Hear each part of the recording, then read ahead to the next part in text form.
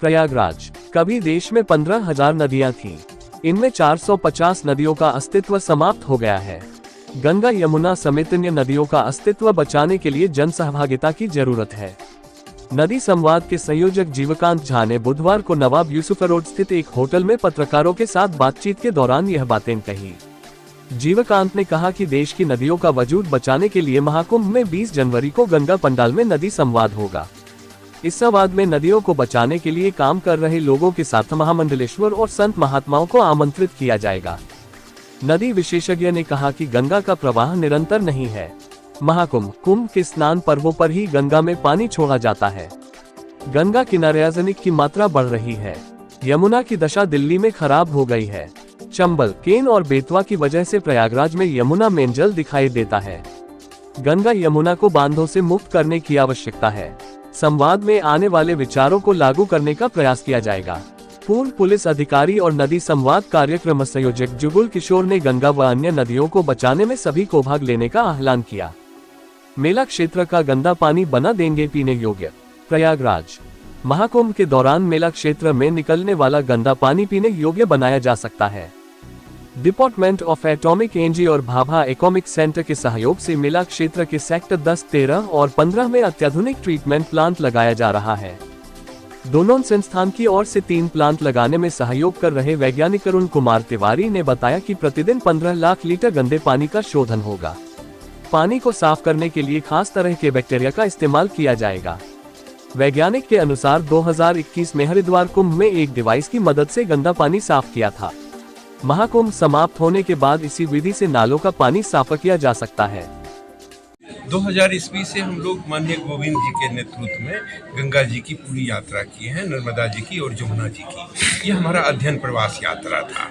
ये अध्ययन प्रवास इसीलिए किया गया ताकि उनकी हालात को हम अच्छी ढंग से पढ़ सकें, देख सकें। उस स्थिति को देखने के बाद बड़ा भयावह स्थिति पैदा हुआ। जगह जगह इतने सीवरेज छोड़े जा रहे हैं, चाहे वो आश्रम का हो, इंडस्ट्रियल वेस्ट हो, यानी कोई ऐसा जगह नहीं जहाँ पे नाले नहीं गिराए जा रहे हैं गंगा जी में, जमुना जी में। प्रयागराज आते आते तक में तो न गंगा जी का जल है न जमुना जी का जल है। गंगा जी की हालात बहुत खराब है। इसीलिए कुंभ में हम लोग नदी संवाद रख रहे हैं ताकि यहाँ पे जितने सभी धर्म पंथ के महामंडलेश्वर और धर्माचार्य आ रहे हैं उनके नॉलेज में ये दे सकें कि गंगा जी जमुना जी का बचना भी जरूरी है। आस्था के दृष्टिकोण से सनातन से आ रहे कुंभ बहुत जरूरी है, लेकिन गंगा जी और जमुना जी ही नहीं बचेंगी तो कुंभ का क्या महत्व रहेगा। सनातन से कहा गया है गंगा जी ज्ञान की नदी है, जमुना जी प्रेम की नदी है, लेकिन ज्ञान और प्रेम कहाँ लुप्त हो गया है? क्यों सीवरेज डाली जा रही है? दिल्ली में 3000 गुना टॉक्सी है। जब दिल्ली में 3000 गुना टॉक्सी जमुना जी हैं तो प्रयाग में जमुना कहाँ से आ गई? रास्ते में अगर सहायक नदियाँ सपोर्ट ना करे तो यहाँ तक तो जमुना जी का एक बूंद पानी नहीं आ रहा है। नौरौड़ा में ही बांध बंधा हुआ है, उससे ऊपर टेहरी बांध बंधा हुआ है। सारे बांध का पानी छोड़ा जाता है तो पानी आता है। कानपुर में इतना इंडस्ट्रियल वेस्ट आ रहा है, गंगा जी कहाँ बची? अगर गंगा जी बची तो गंगा जी के किनारे आर्सेनिक कहाँ से आ गया? गंगा के पानी पीने से कैंसर कैसे हो रहा है जबकि गंगा मोक्षदायिनी है? ये सारे ज्वलंत प्रश्न है जिसपे धर्म सत्ता को, समाज सत्ता को और राजनीति सत्ता को सबको ध्यान देना पड़ेगा, नहीं तो आने वाले समय में जीवन जीना मुश्किल हो जाएगा।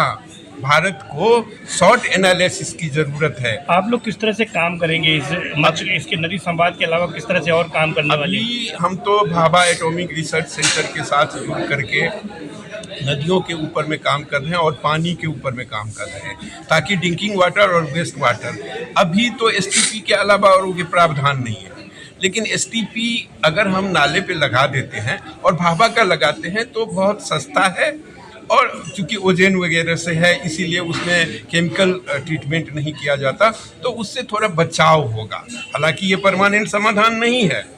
तो ये सारी चीज़ें हम लोग अभी कर रहे हैं। महाकुंभ में कितनी जगह पर कर रहे हैं और प्रतिदिन करीब कितना जो है वाटर इससे ट्रीट करेंगे? कुंभ में अभी जैसा अरुण जी बताए हैं आपको कि 3 एसटीपी लग रहे हैं बड़े बड़े, जिसमें 15 लाख लीटर यानी पर एक का कैपेसिटी है। 5,000 का पर लीटर का कैपेसिटी है, जिसको वो फिल्टर करेंगे, प्यूरिफाई करेंगे। किस मेथड से करेंगे इसको? ओजेन का मेथड है, वो टेक्निकल वो बताएंगे। उसी मेथड से करेंगे। और लोगों को ये 20 जनवरी को होगा गंगा पंडाल में। इसमें माननीय गोविंद जी रहेंगे और हम बहुत सारे संत महात्माओं को भी बुला रहे हैं। बहुत सारे जो सामाजिक कार्यकर्ता हैं जो अब नदियों पे काम कर रहे हैं वो लोग आ रहे हैं। रुड़की के और भी IIT के जो स्कॉलर सब हैं उनको बुला रहे हैं। केंद्र सरकार ने जो है काफी समय पहले अभी बहुत सुधरने की जरूरत है। मैं किसी भी इस मोड में नहीं जाना चाहता कि सरकार ने कुछ नहीं किया या ये नहीं किया। हमारा कहना केवल इतना है कि जो वर्तमान दशा है उसको अगर आप देखेंगे तो अभी उनके स्वास्थ्य को बहुत ज़्यादा ठीक करने की ज़रूरत है। प्रयागराज में कितने नाले हैं, कोई जानकारी आप लोगों ने जुटाई है अभी तक? अभी हमारे सर्वे टीम है जो हम 20 जनवरी को उसको डिक्लेयर करेंगे। अभी सर्वे टीम का रिपोर्ट सब आ रहा है। परिचय बताने से। मेरा नाम जीवकांत है और मैं माननीय KN गोविंदाचार्य जी के नेतृत्व में नदी संवाद का राष्ट्रीय संयोजक के रूप में कार्य कर रहा हूँ।